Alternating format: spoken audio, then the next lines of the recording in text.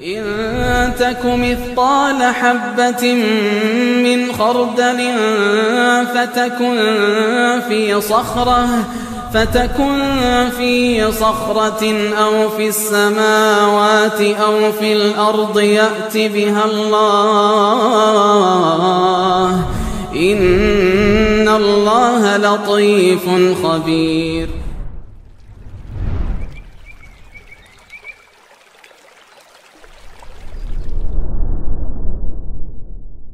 Bismillahirrahmanirrahim. Assalamualaikum warahmatullahi wabarakatuh. Innal hamdalillah nahmaduhu wa nasta'inuhu wa nastaghfiruh wa na'udzu billahi min shururi anfusina wa min sayyiati a'malina may yahdihillahu fala mudilla lahu fala hadiya lahu asyhadu an la ilaha illallah wahdahu la syarika lahu wa asyhadu anna Muhammadan abduhu wa rasuluhu la nabiyya ba'dah. Qala Allah Ta'ala fi kitabihil karim, ya ayyuhalladzina amanu taqullaha haqqa tuqatih wa la tamutunna illa wa antum muslimun. Ya ayyuhan nasu taqu rabbakumul ladzi khalaqakum min nafsin wahidah wa khalaqa minha zawjaha wa batha minhuma rijalan katsiran wa nisaa'a واتقوا الله الذي تساءلون به والأرحام إن الله كان عليكم رقيبا يا أيها الذين آمنوا اتقوا الله وقولوا قولا سديدا يصلح لكم أعمالكم ويغفر لكم ذنوبكم ومن يطع الله ورسوله فقد فاز فوزا عظيما فإن أصدق الحديث كتاب الله وخير الهدي هدي محمد صلى الله عليه وسلم وشر الأمور محدثاتها وكل محدثة بدعة وكل بدعة ضلالة وكل ضلالة في النار أما بعد. Biidznillah ta'ala kita akan lanjutkan kajian kitab Fiqhul Usrah, fikih keluarga. Ada yang wabri ke saya tentang masalah posternya itu sunnah nikah 2 kali sunnah itu. Ana request sunnah nikah sunnah, tapi ditulisnya oleh pembuat poster sunnah nikah 2 kali sunnah. Ya, ini membuat sebagian hamba Allah yang belum dapat rezeki lebih ya mengira bahwasanya ini akan menjadi daurah poligami, padahal tidak ya. Sunnah maksudnya sunnah dalam nikah yang sesuai sunnah itu ya, bukan nanti jangan dipahami ini kita akan bicara poligami terus ada yang datang ke sini dengan harapan yang berbunga-bunga, tidak ya, tidak ke sana ya. Kita akan membahas min sunanin nikah, di antara sunnah-sunnah dalam pernikahan yang sesuai sunnah, itu maksudnya. Bukan sunnah di sini mungkin supaya enggak mubazir sunnah 2 kali gitu. Jadi ya enggak, bukan itu maksudnya. Walaupun benar juga ya poster itu ya. Karena di antara sunnah adalah menikah lebih dari sekali ya. Taib, al-faslu tsalits min sunanin nikah, di antara sunnah-sunnah dalam pernikahan.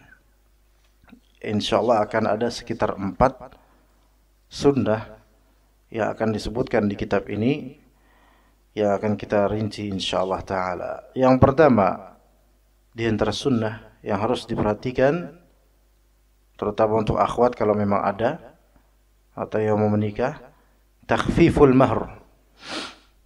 Mentakhfif al-mahr yaitu meringankan biaya mahar atau bentuk mahar, meringankannya, tidak memberatkannya. Yustahabbu takhfiful muhuri wa tarkul mughalati fiha. Dianjurkan untuk meringankan mahar dan dianjurkan tidak bersikap ghulu terhadapnya. Ya, berlebihan dalam urusan mahar. Takhfiful mahr dan tarkul mughalat fil mahr ini adalah beban atau ini adalah anjuran untuk pihak perempuan Dan ini hak perempuannya, bukan hak keluarga perempuan. Hak perempuan itu yang akan nikah. Ya boleh bapak atau ibunya memberi masukan, tetapi keputusan permintaan mahar, keinginannya itu ada pada si perempuan. Anjuran ini juga disetujui oleh jumhur ulama dari kalangan Malikiyah, Syafi'iyah dan Hanabilah. Jadi memudahkan mahar itu merupakan sunnah.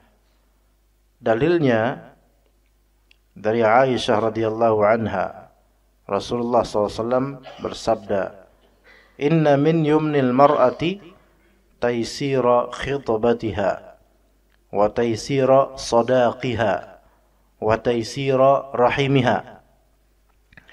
Sesungguhnya di antara bentuk keberkahan perempuan, kebaikan perempuan, nah, ini kalau kita punya putri ya, kebaikan dan keberkahannya berada di tiga hal. Kata Nabi SAW, ini hadis diriwayatkan oleh Imam Ahmad dan juga Tabrani dan juga Al-Hakim. Inna min yumnil mar'ati, pertama, taysira khitbatiha. Ya, yang kedua taysira sadaqiha. Yang ketiga taysira rahimiha. Yang pertama taysir khitbah. Mudah dalam urusan lamaran. Dan Anda kembali menyegarkan ingatan bahwa khitbah dalam Islam hakikatnya adalah yaitu mengkhabarkan akan minatnya seorang laki-laki untuk menikah dengan seorang perempuan, dibicarakan ke langsung perempuan tersebut atau ke walinya. Ini khitbah. Adapun pernak-pernik di luar dari itu, di luar dari perkataan khitbah, maka itu tambahan saja. Ya, seperti pengadaan event atau acara, sampai bikin kanopi buat khitbah. Ya. Padahal belum tentu apa Pak? Belum tentu diterima. Ya, udah capek-capek bikin seserahan, bejibun, ternyata qadarullah perempuannya tidak menerima. Gimana rasanya? Oke, khitbah itu biasa aja. Bahkan hakikatnya antum WhatsApp perempuan itu, "Neng, nikah yuk," khitbah. Iya. Dan perempuan itu pasti tahu ini ngajak nikah. Neng, nikah yuk. Dijawab sama nengnya, "Maksud lo?" Ya berarti ini kurang paham bahasa ini kayaknya. Kalimat "Neng, ayo nikah" ini sudah merupakan khitbah, ajakan untuk nikah langsung kepada orangnya. Ini khitbah secara syariah. Ya. Jadi mudah, taysir itu mudah. Dalam urusan khitbah, enggak mau beribet. Dan banyak perempuan enggak mau ribet urusan khitbah. Urusan khitbah, baru khitbah enggak mau ribet. Ya. Siapa yang bikin ribet? Encang-encingnya apa be? Ya. Harus ginilah, harus gitulah, seserahan. Kalau misalnya seserahannya kurang, enggak diterima. Padahal si perempuannya yang harus nerima gitu loh. Bapak, ibu, encang-encingnya, babe, adik, kakak, nyak, emak, dan seterusnya itu menilai keseriusan pria ini dari bingkisan-bingkisan yang dibawa. Harus banyak, harus dikeluarin dari mobil-mobil. Kalau enggak gitu enggak serius. Ya kalau mungkin memang dari segi kufunya orang kaya mungkin iya. Tapi kalau standar masyarakat biasa enggak perlu seperti itu, ikhwan. Ini mindset yang harus sebenarnya Anda pengen banyak orang merubahnya gitu loh. Baru khitbah aja udah kebanyakan tuntutan. Ya. Padahal itu tidak sesuai dengan sunnah Nabi SAW. Ya, selalu kita tegur, wahai ahlus sunnah. Ahlus sunnah. Kalau memang ahlus sunnah, ikut sunnah Nabi. Ya. Wahai sunni, wahai salafi. Ya. Lihat bagaimana dulu pernikahan di zaman-zaman salaf. Di zaman salaf. Dan lihat bagaimana Rasulullah SAW. Taisirul khitbah. Urusan lamaran, permudahlah wahai para perempuan dan keluarga perempuan. Iya, urusan keseriusan dalam Islam itu, dalam menikah, itu bukan di masalah glamor atau tidaknya khitbah. Ya. Atau berkali-kali khitbah, berulang-ulang. Tapi itu mubah, boleh kita buat event di rumah perempuan dengan adanya makanan, jamuan, itu sebagai penghormatan, seserahan, sebagai penghargaan dan penghormatan, betul. Tapi jangan jadikan bahwasanya itulah seperti itu standar khitbahnya Islam. Itu standar khitbah masyarakat, urf. Ya, dibilang itu Islami, enggak bisa kita katakan Islami, enggak, karena kalau kita bilang itu Islami harus ada dalil khusus tentang itu. Sementara dalilnya adalah taisirul khitbah, mempermudah, enggak mempersulit. Ya. Bahkan hakikatnya ikhwan, ketika misal kita datang ke rumah si perempuan, kemudian ditemani walinya atau mahramnya, kita nazar, ta'aruf, dan kita katakan, gini ukhti marfu'ah ya, saya minat sama anti, saya ngajak anti nikah. Di depan dia ngomong, maka ini sudah menjadi apa? Khitbah hakikatnya. Ya. Tetangga-tetangganya nggak percaya. Ah, mana katanya khitbah, belum ada tuh acara apa. Nah ini dia nih mindset. Jadi harus pakai acara. Kalau belum pakai acara belum disebut khitbah. Maka kadang-kadang pernikahan yang lebih dekat kepada sunnah malah justru pernikahan poligaminya sebagian ikhwan.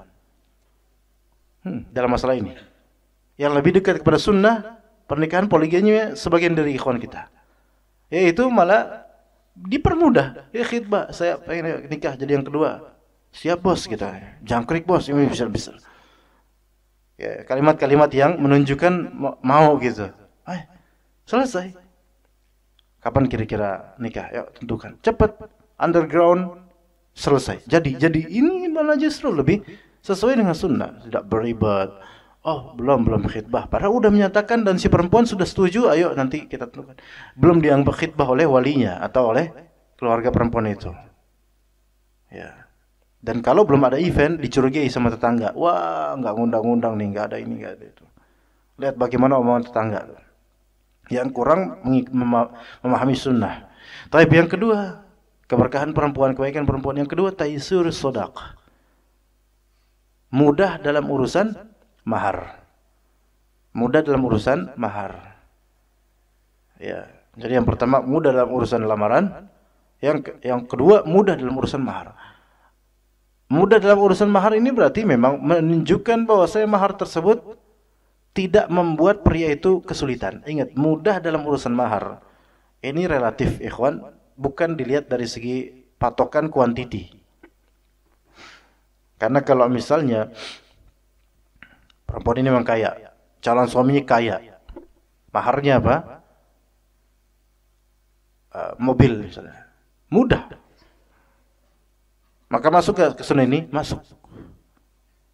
masuk karena mudah dan ringan bagi ini. Mobil doang udah berapa sih gitu kan, ternyata 150 juta, mungkin mudah baginya. Tapi kalau yang perempuan ini standar, ya tidak bilang kaya, dibilang miskin, suaminya juga sekufu dari segi harta, standar juga gitu. Apa maharnya deh, mau apa? Avanza, Allah musta'an. Avanza bekas apa, second apa new? Masih baru, terbitan baru mas. Oke, gitu. Udah, habis itu nggak pernah komunikasi lagi, ya. Ganti calon, ya. Nggak kuat. Jadi standarnya ini nisbi, relatif, ya, untuk mahar. Dan mahar ini hak perempuan juga. Mahar ini hak perempuan. Sebagaimana menerima atau menolak khitbah, hak perempuan itu. Mahar hak perempuan ini. Taib. Mahar sodak atau bahasa lain sodak dan mahar itu satu makna, ya. Apa hukumnya? Dilihat dalam akad. Ingat, dalam akad. Anda bilang dalam akad, bukan dalam pernikahan, karena pernikahan bisa maknanya luas. Dalam akad nikah, apakah mahar itu suatu rukun akad atau tidak? Mahar itu suatu rukun atau tidak? Rukun akad atau bukan, Pak Ikhwan? Ada yang bilang tidak, ada yang bilang wajib, ada yang bilang rukun. Ada yang bilang rukun. Apalagi? Ayo. Jawab aja, terserah jawab apa. Nanti yang salah Anda salahin, yang benar Anda benerin. Ayo. Mahar dalam akad nikah, ketika akad. Eksistensi atau penyebutan mahar itu merupakan rukun wajib atau bukan rukun, bukan wajib. Eksistensi dan penyebutan mahar. Ayo, fadal. Ayo, kan itu udah pengalaman semua nikah. Atau lupa cara nikah gimana, ikhwan?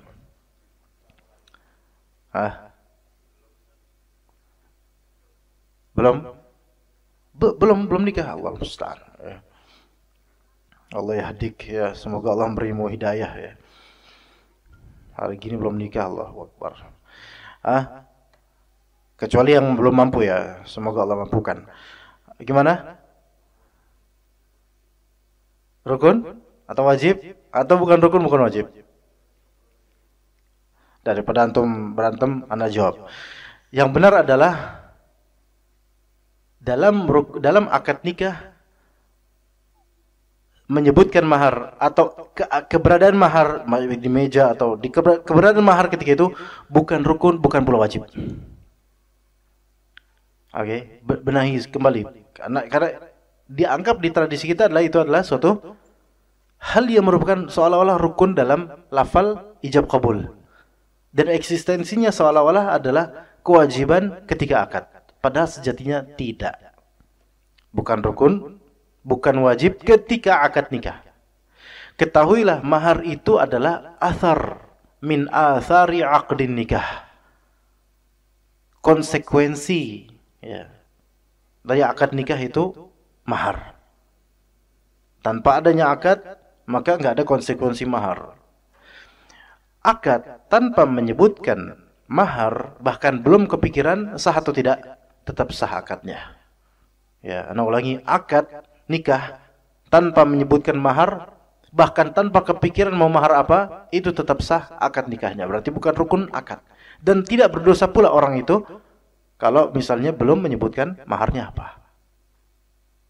Taib, setelah jadi kapan mahar ini menjadi kewajiban? Ada yang mengatakan yang terutama mahar baru menjadi kewajiban untuk disebutkan yaitu setelah akad. Ada yang mengatakan bahwasanya mahar baru disebutkan sebagai kewajiban ketika setelah dukhul. Apa itu dukhul? Ya, melakukan atau berduaan, minimal berduaan di dalam kamar, maka itu sudah masuk tasmiyah atau wajib untuk menyebutkan atau meniatkan atau mengadakan mahar. Jadi itu yang patut difahami ya jemaah sekalian. Walaupun alhamdulillah di negeri kita rata-rata ada langsung maharnya biar nggak ribet dah. Namun jangan dipahami bahwasanya itu harus ada.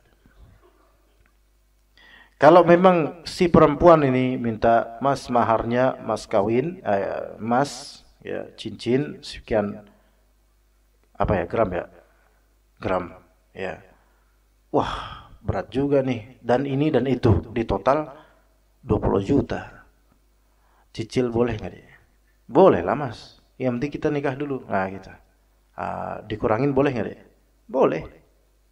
Yang 10 juta aja, oke. Boleh kurang lagi nggak deh?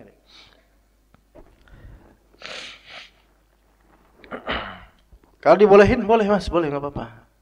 Dan juga perempuan ini kalau dia memang perempuan yang berkah, maka dia akan memudahkan dan melihat calon suaminya atau suaminya ini seberapa mampu gitu. Kalau nggak mampu ya dikurangin, udah nggak apa-apa mas.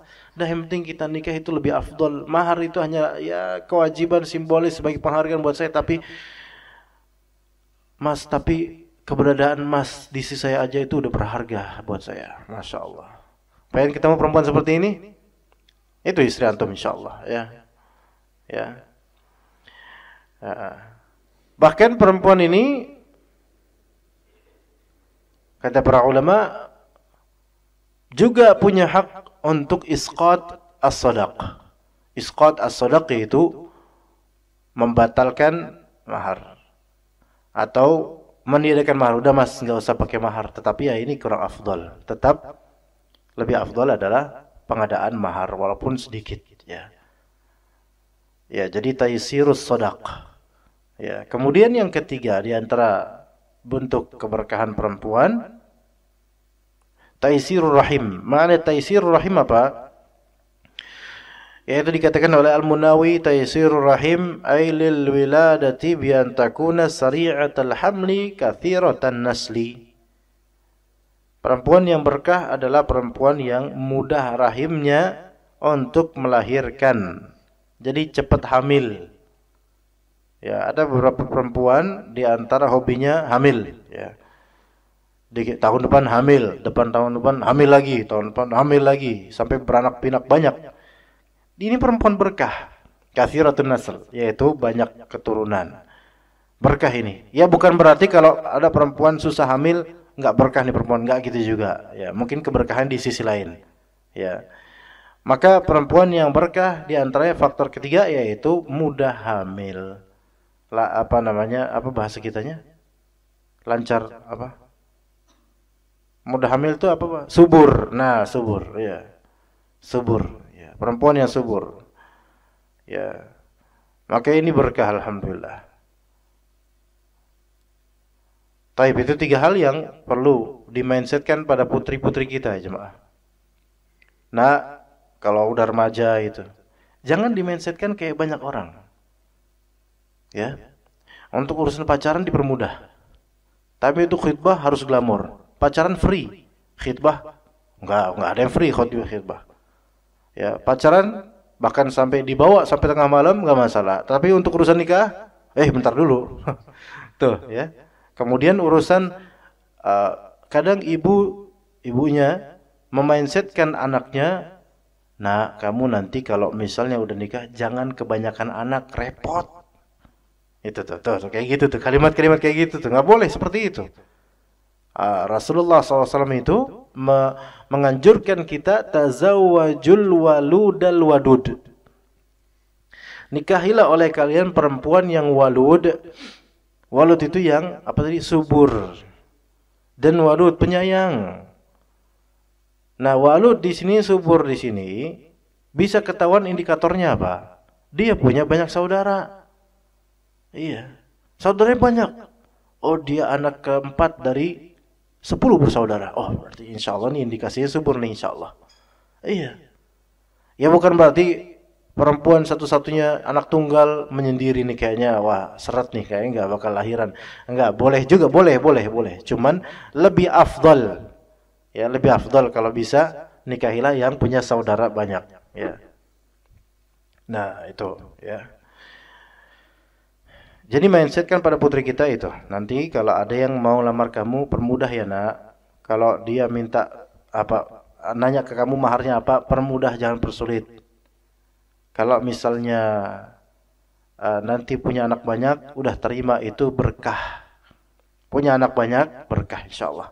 Kemudian dalil berikutnya, ya, bahwasanya Rasulullah sallallahu alaihi wasallam bersabda, khairus sadaqi aisaruhu. Sebaik-baik mahar adalah yang paling mudah. Ya. Dan ini sunnahnya Nabi, anjuran Nabi dari Nabi SAW. Nabi SAW tidak menginginkan adanya pemurahan terhadap wanita, bukan. Lihat di sini ikhwan. Ini menunjukkan bahwasanya mahar yang memang wajib ya, merupakan hak wanita, hak istri. Itu mahar tersebut sebaik-baiknya adalah semudah-mudahnya. Semudah-mudahnya. Ini ada indikasi syariat Allah Azza wa Jalla itu menunjukkan keinginan untuk syariat ini menginginkan adanya keadilan dan sekaligus penghargaan tapi tidak berlebihan. Maka dipermudah. Karena hakikatnya dalam rumah tangga itu yang lebih harus diperhatikan adalah istiqamahnya dalam rumah tangga. Stabilitasnya dalam rumah tangga. Karena masalah akad, walimah, dan mahar itu simbolis di awal saja. Iya, mahar akan menjadi hak milik perempuan, besar atau kecil. Akad secara lafal, secara kejadian akan berlalu, selesai. Dan akan menjadi kenangan belaka. Ya, walaupun konsekuensinya alhamdulillah menjadi suami istri. Kemudian walimah, perkumpulan yang hanya saat itu saja. Kemudian apa namanya? Makanan yang akan habis juga insyaallah. Selesai. Tetapi urusan kebersamaan, kesetiaan, pendidikan, tarbiyah, nafkah, itu yang panjang. Itu yang mesti diperhatikan, dan semua ini kembali ke ketakwaan seorang pria, takwa apa enggak dia nanti berumah tangga. Itu yang lebih penting diperhatikan. Tapi kebanyakan dari orang tua, atau bukan kebanyakan, banyak dari orang tua kita, orang tua di Indonesia ini, mereka lebih mikirin apa? Mikirnya ini nanti nikahnya gimana, biayanya berapa, gengsinya gimana, dan seterusnya. Yang mana itu tuh sebentar. Habis itu apa? Selesai. Ya, gitu. Jadi khairus sadaqi aisaruhu. Ya. Kemudian yang kedua, setelah tadi masalah mahar, al khutbatu qabla aqdin nikah, yaitu adanya khutbah sebelum akad nikah. Ya, khutbatul hajah maksudnya. Maka dikatakan oleh para ulama, yustahabbu an yaqduma 'aqdan nikahi khutbatun. Dianjurkan pendahuluan sebelum akad nikah adanya khutbah. Jadi khutbah itu sebelum akad. Itu lebih dianjurkan, ya. Ini disepakati oleh mazhab fiqih yang berjumlah 4. Ya, dari Hanafiyah, Malikiyah, Syafi'iyah, Hanabilah. Apa dalilnya? Dalilnya dari sunnah Nabi SAW, dari Abdullah bin Mas'ud radhiyallahu anhu. Dia bercerita, "Allamana Rasulullah sallallahu alaihi wasallam khutbatul hajah." Ya, Rasulullah SAW menganjurkan Rasulullah SAW mengajarkan kepada kami khutbatul hajah. Nah, apa itu khutbatul hajah? Yaitu perkataan alhamdulillah, innal hamdalillah nahmaduhu wa nasta'inuhu wa nastaghfiruh, sampai akhirnya yang tadi di kajian ini awal-awal ana sampaikan, itu khutbatul hajah, itu sunnah Nabi SAW. Nah, sekarang itu disebut khutbatul hajah. Innal hamdalillah nahmaduhu wa nasta'inuhu wa nastaghfiruh. Orang-orang nih, kita nih rata-rata mengira bahwasanya itu hanya diucapkan pas lagi khutbah Jumat atau kajian atau ceramah, pidato. Padahal namanya sendiri itu apa? Khutbatul hajah. Khutbatul hajah itulah khutbah yang dilampirkan di awal percakapan, di awal perkataan, ya, di awal gitu, awal pertemuan, untuk menyampaikan suatu hajat. Makanya disebut khutbatul hajah. Nah, nikah ini termasuk hajat, makanya disebut hajatan. Nikah ini termasuk hajat, makanya disebut kalau kita hajatan, mau hajatan gitu. Hajat kan keperluan, karena keperluan nikah. Maka dengan istinbat makna khutbatul hajah, maka dianjurkan sebelum, maka khutbatul hajah memang sebelum perkara. Dianjurkan khutbatul hajah sebelum akad nikah. Bukan setelah akad nikah, sebelum akad nikah. Ini bukan dalam rangka memperlama, ya, makanya khutbah nikah itu jangan lama-lama, ya. Dan juga khutbah di sini, khutbah nikah, ada khutbah hajah. Sekarang yang terjadi di kenyataan, ya, ini kalau ada yang tidur tolong bangunin, ikhwan, karena suaranya itu membuat Anda pengen ikutan, ya. Jadi khutbah nikah ada, khutbah hajah ada, ikhwan. Nah, khutbah di sini, ini yang kenyataannya nih. Khutbah hajah itu biasanya penghulu yang katakan, ya, khutbah hajah. Jadi di meja gitu kan, saya khutbahin dulu ya, gitu, ya. Innal hamdalillah nahmaduhu wa nasta'inuhu wa nastaghfiruh, dan seterusnya. Dan ketika memang dia khutbah hajah, kalau memang dia sebut ini khutbah hajah, maka sesuai dengan bagaimana petunjuk Nabi SAW, sampai ya ayyuhalladzina amanu taqullaha wa qulu qawlan sadida, dan seterusnya. Ya, begitu. Ya. Nah, seperti itu namanya khutbah hajah. Sebenarnya kalau udah ada khutbah hajah, enggak perlu khutbah nikah. Nah, ada juga namanya khutbah nikah. Ya, khutbah nikah, tolong dibangunin, tolong, yang tidur dibangunin, ya. Sebelum lebih ekstrim lagi, tolong dibangunin, ya. Karena berpengaruh terhadap suasana mata, ya. Taib. Tidur boleh tapi di silent, ya. Kalau bisa di silent. Ya, atau dinonaktifkan sekalian, ya. Jadi khutbatul hajah ikhwan. Nah ini anak kasih tahu, khutbatul hajah. Antum melakukan itu saat melamar dan saat nikah. Saat melamar dan saat nikah. Karena melamar ini juga merupakan hajat. Maka dianjurkan pula saat melamar, saat khutbah. Iya, saat khutbah. Ini untuk ikhwan laki-laki ya. Kuat, strong ya. Maksudnya strong itu dalam masalah apa? Kekuatan hati untuk bisa tampil di hadapan calon istri dan juga calon mertua ya, di keluarganya. Ya. Jadilah laki-laki yang laki-laki gitu. Jangan jadi laki-laki yang kurang laki-laki ya. Datang ke rumah orang tuanya, ke rumah ini. Ya. Ngobrol ya. Biasa kan basa-basi dulu, lama ngobrol. Udah sejam pamit. Lupa mau ngapain. Kebanyakan basa-basinya. Kalau bisa jangan kelamaan basa-basi. Kau ngapain tuh? Ngobrol sebentar, 5 menit. Jadi begini Pak, alhamdulillah saya sudah melihat, udah nazar, udah ini. Sebentar Pak, saya mau menunaikan hajat. Lah, kalau menunaikan hajat berarti kowe dong, enggak. Sebentar, saya mau menyampaikan khutbatul hajah. Antum ketika bisa kayak gini ya kawan, ada nilai plus di mata calon mertua. Saya mau khutbah hajah dulu. Apa itu ya khutbah hajah nak?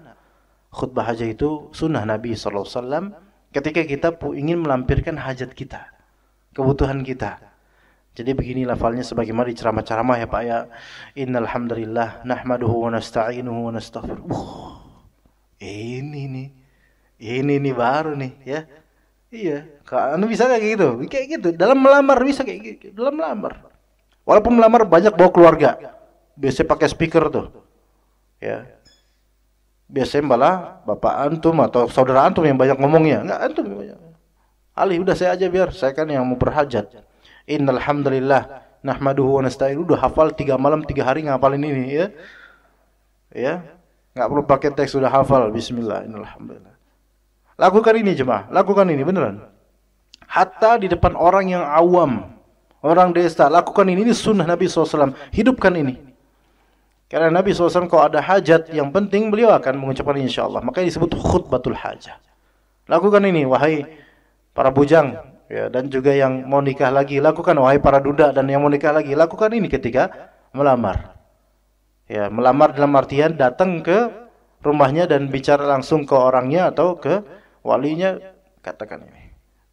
Insyaallah, mudah-mudahan, tapi bukan dalam rangka cuman caper doang, bukan, tetapi hidupkan sunnah Nabi SAW. Tunjukkan bahwasanya jenggot antum tuh punya nilai. Bukan cuman jenggotnya aja yang ada, tapi keberanian untuk menegakkan sunnah itu ada. Walaupun di depan antum ahli bid'ah, katakan ini. Innal hamdalillah. Wahabi nih. Biasanya Wahabi itu khutbahnya pakai innal hamdalillah tuh. Biarin, terserah. Yang penting innal hamdalillah. Ya sampai akhir. Ya Masya Allah. Itu calon mertua antum. Masya Allah. Dek, kamu ini kenal ustadz ini dari mana? Kok bisa dapat yang kayak gini? Ini lebih dari impian bapak, Dek. Masya Allah. Ya, iya. Antum juga anak ceritain gini mimpi juga kan? Ya, iya. Tapi, fadl, lakukan ini. Wasiat Anda, lakukan ini, ikhwan.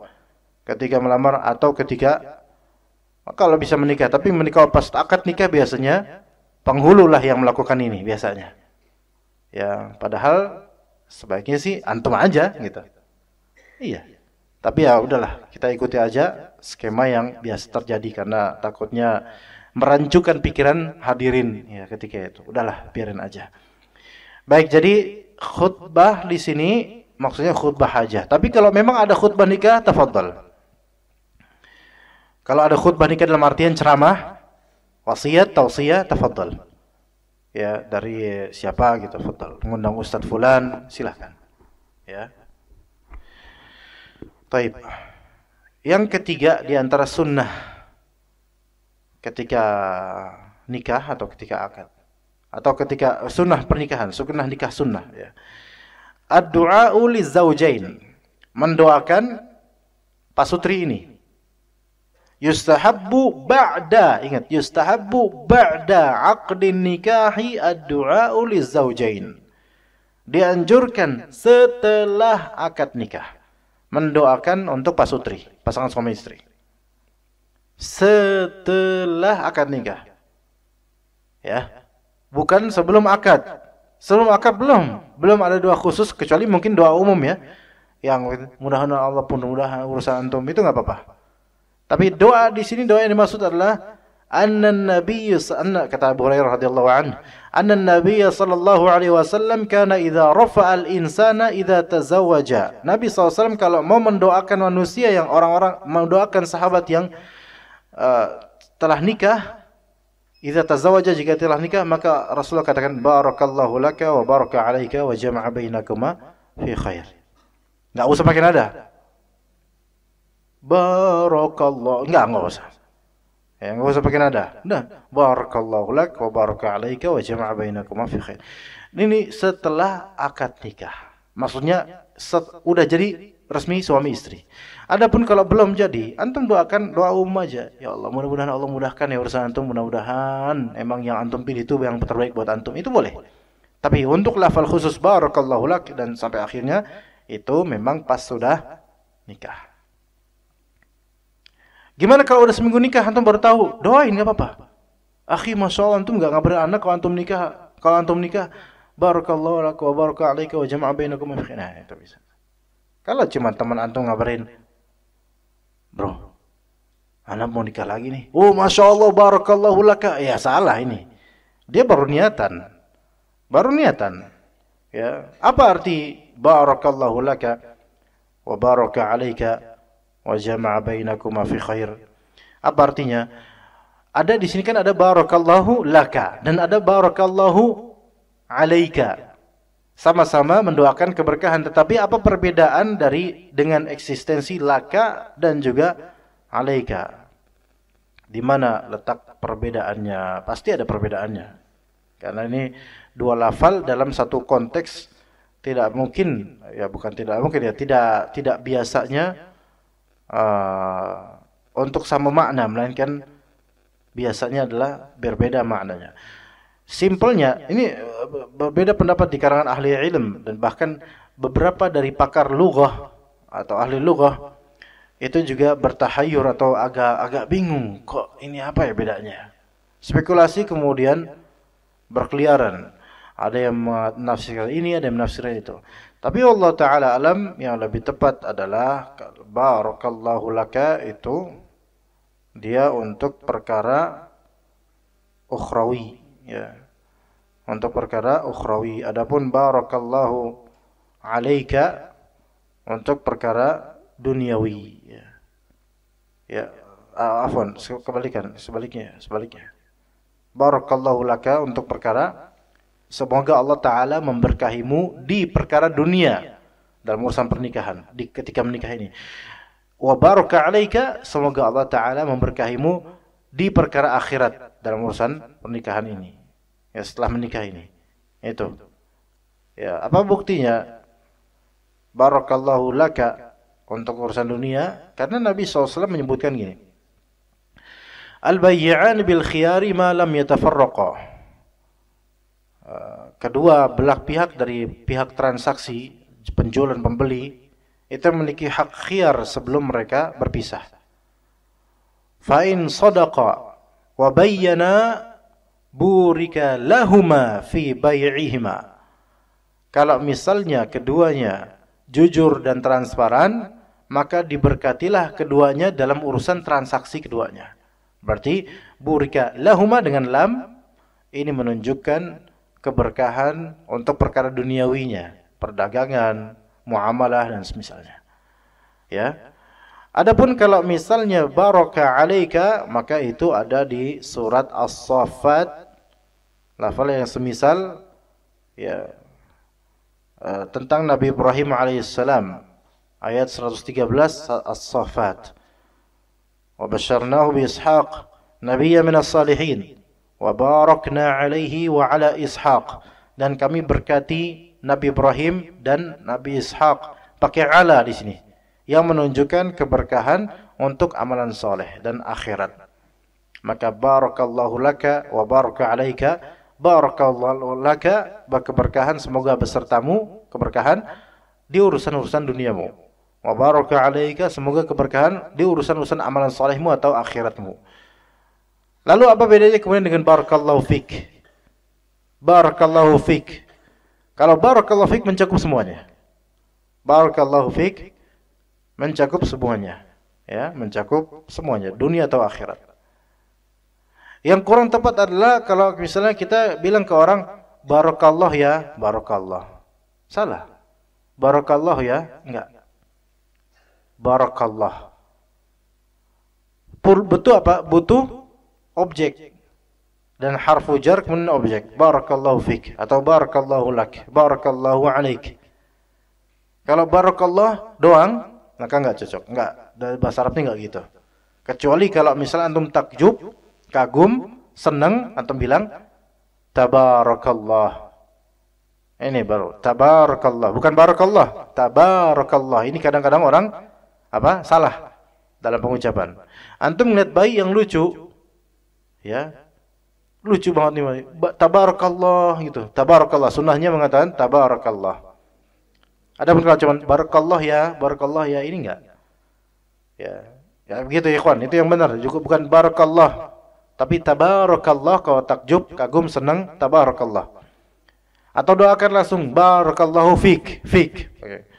Kalau barakallah doang, enggak. Dalam bahasa Arab enggak seperti itu. Ya, enggak seperti itu sighahnya atau frasenya. Ya, seperti itu ikhwan. Kayak qadarullah benar, qadarullah benar, tapi qadarullah salah. Ya, yang benarlah qadarullah benar. Qadarullah benar. Qadarullah salah. Tuh bedain aja gimana. Ya. Begitu ikhwan. Perlu tahu itu, perlu tahu, ya.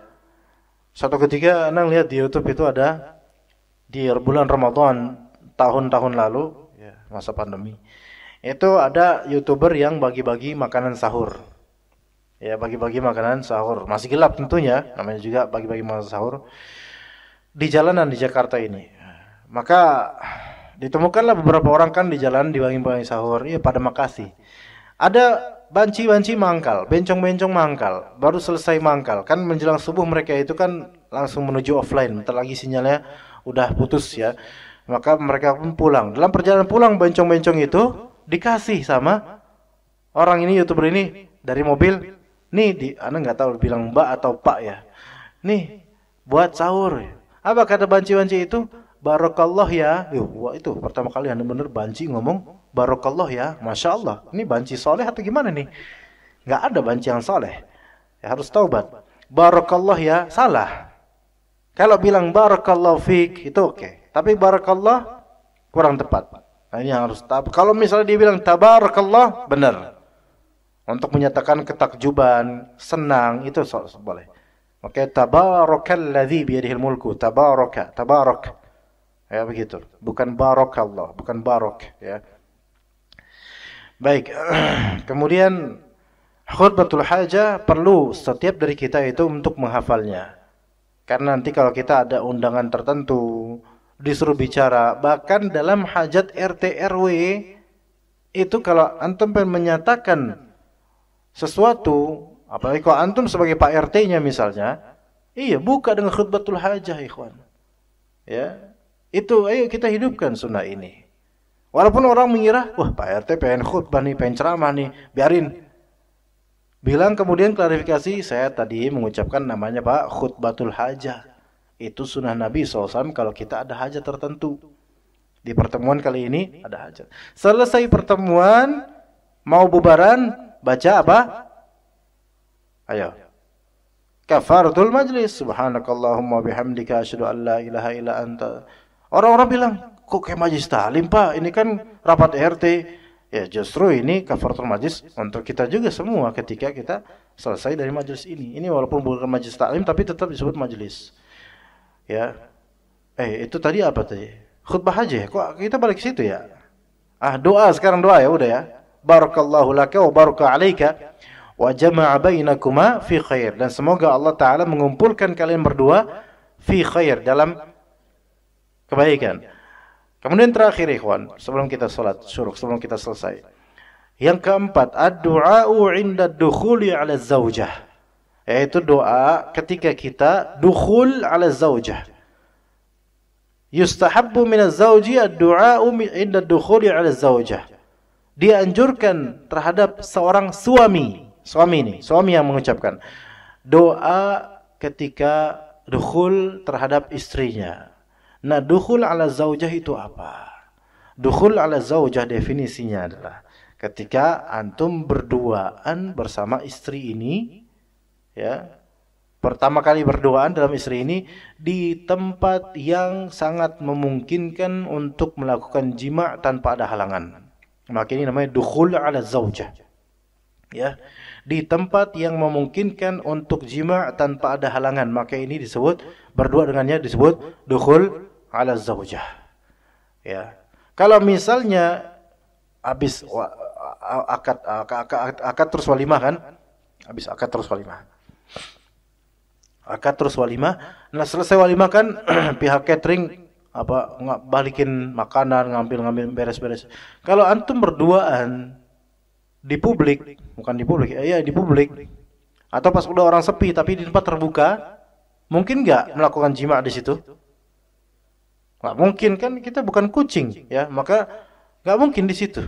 Ya, harus di mungkin kamar berdua tanpa ada siapa-siapa. Nah, kalau di situ misalnya berduaan dengan istri antum, ini baru nikah, lagi seneng-senengnya gitu, berduaan di tempat terbuka. Apakah ini sudah masuk dalam dukhul 'ala zaujah? Belum. Maka belum dianjurkan doa. Kapan dianjurkan doa?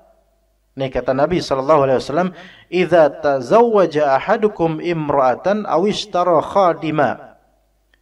Jika seorang dari kalian menikah dengan seorang perempuan atau membeli pembantu, ishtara khadima, membeli pembantu di sini bukan kita nyewa atau ngontrak pembantu rumah tangga, bukan. Maknanya khadim di sini adalah budak. Budak. Ya, kita membeli budak. Ya. Maka hendaklah dia berkata doa, Allahumma, ya, kau bisa sambil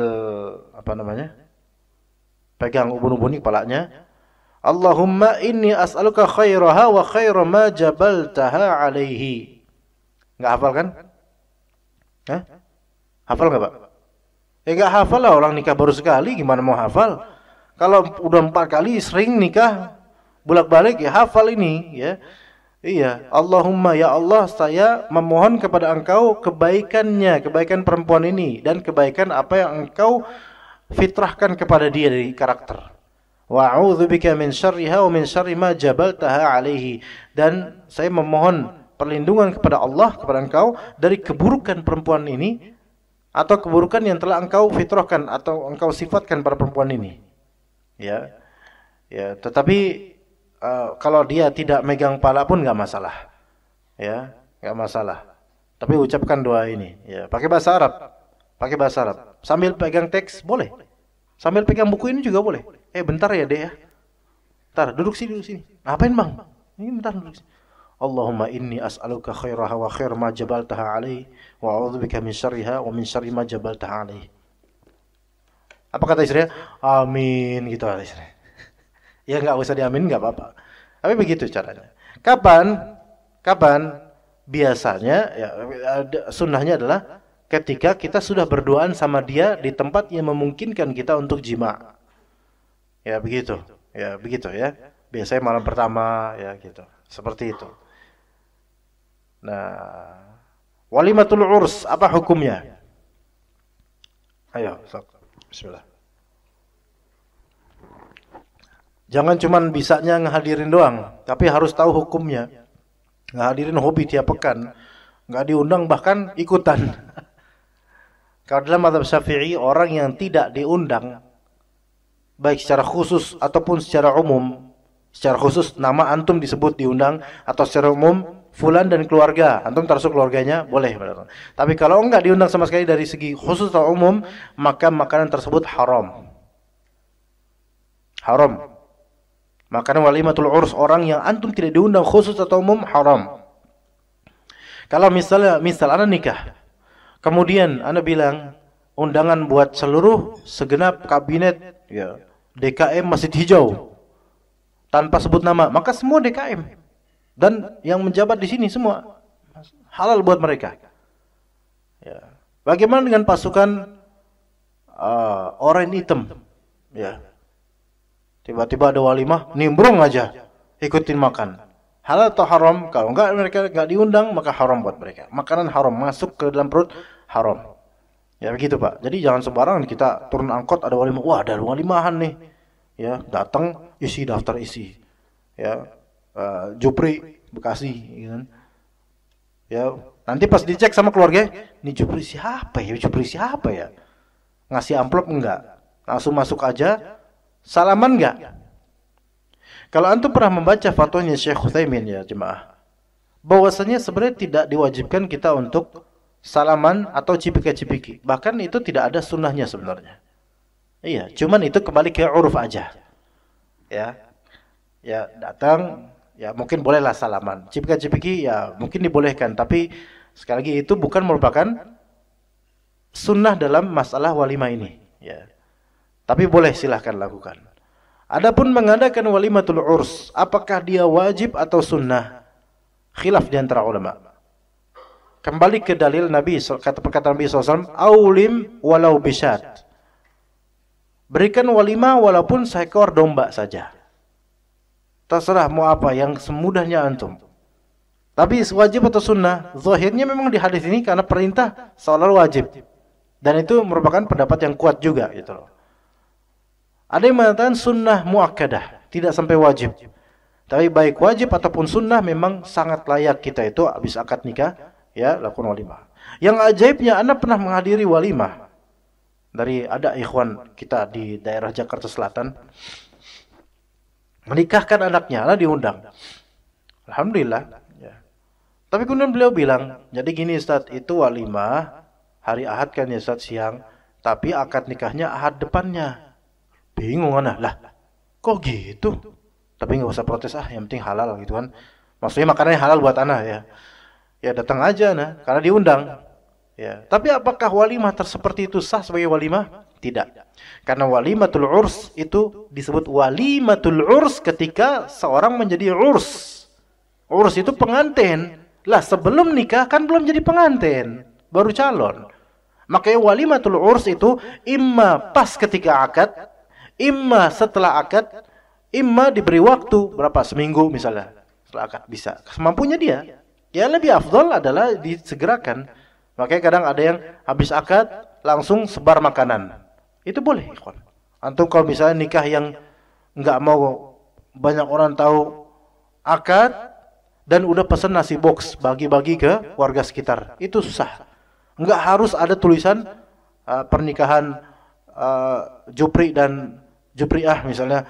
Enggak harus. Enggak harus. Mungkin antum enggak mau ketahuan. Ya, udah biar sebar. Udah itu sebagai walimah. Udah selesai.